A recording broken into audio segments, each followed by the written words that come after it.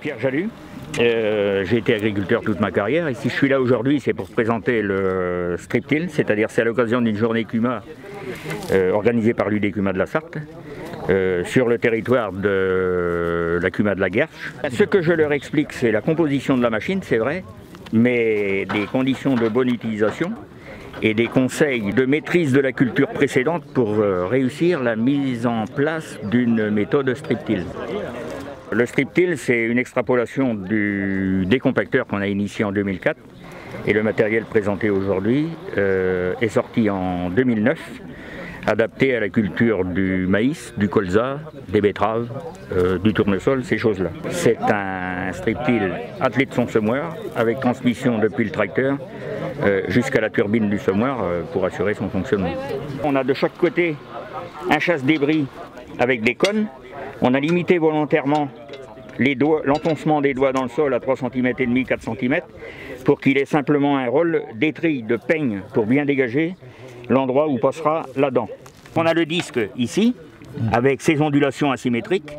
Et pourquoi elles sont asymétriques? Parce que quand on est arrivé à ce niveau-là, les ondulations sont verticales et donc retiennent la matière végétale au sol, pour qu'elle ne s'échappe ni devant, ni elle est bien tranchée.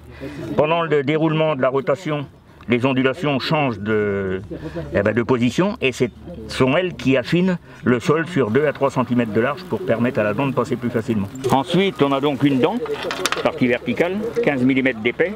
On a donc une pointe avec un nez cassé, un peu comme mon doigt, de manière à ne pas avoir de lard qui remonte tout le long, mais plutôt une fracturation dans la partie avant, grosse comme une balle de tennis.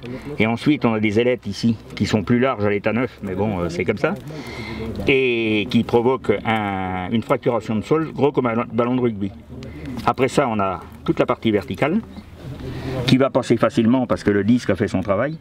Et derrière, on a les ailettes qui remontent la terre qui a été comprimée par le passage de la dent, dû à l'angle des pastilles ici, et on peut avoir jusqu'à 16 cm, ça c'est une 10, on peut avoir jusqu'à 16, et qui va soulever le sol qui a été comprimé par le passage de la dent, dans ces terres-là, et donc ça provoque des strates qui permettront aux racines d'avoir une exploration latérale.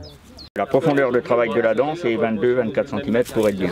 Derrière cette dent, on a initié ce qu'on appelle les disques buteurs, qui ont pour rôle de récupérer la terre qui a été écartée par le passage de la dent, donc ces bourrelets de terre qui sont de chaque côté, qui en fait sont les terres les plus riches en matière organique, en résiduels fertilisants, qui sont les plus friables et qui sont les mieux adaptés à recevoir la graine pour sa germination et son développement.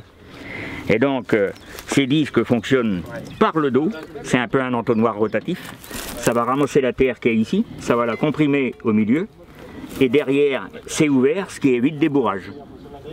Et donc c'est rotatif, profondeur de travail 3 cm. S'ensuit un dispositif de rappui qui aujourd'hui sont des roues squelettes, des roues à doigts, parce que sous un doigt on a une pression importante et entre deux ça peut rester aéré. Ça c'était le schéma de leur première utilisation, c'était de remplacer les roues de rappui à l'arrière du semoir monocrène. Les éléments semeurs, c'est pour tout le monde un semoir à double disque.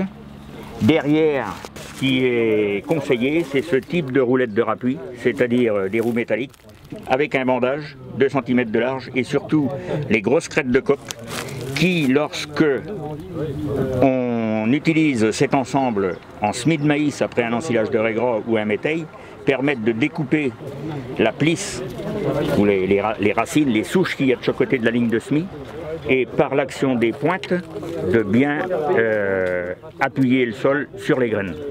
Ça c'est un facteur de réussite dans la méthode semis de maïs après raies gras et métail qui vaut 30 à 40%.